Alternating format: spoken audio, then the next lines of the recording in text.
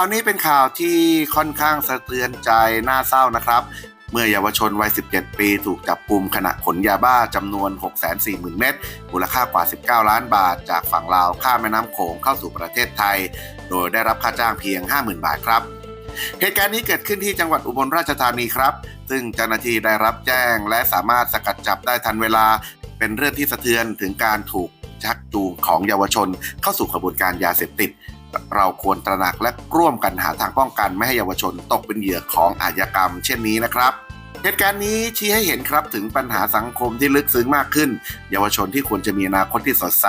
กลับถูกดึงเข้าสู่กระบวนการค้ายาเสพติดการให้ความรู้การสร้างโอกาสเส้นทางการศึกษาและการสนับสนุนจากครอบครัวและชุมชนเป็นสิ่งที่สำคัญครับที่จะช่วยป้องกันไม่ให้เยาวชนตกเป็นเหยื่อของอาชญากรรม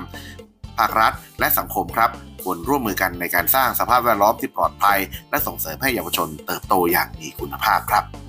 ขอบคุณข้อมูลข่าวจากมติชนออนไลน์เซนโซไดอันนี้เขาสนับสนุนไอ้แจ็คเลยนะเซนโซไดตัวนี้นะเซนโซไดครับออกแบบมาเพื่อดูแลสุขภาพทางช่องปากของคุณครับโดยเฉพาะการลดอาการเสียวฟันนะครับเซนโซไดมัลติแคร์นะครับช่วยลดอาการเสียวฟันลดการสะสมของคราบพลัสนะครับป้องกันฟันผุ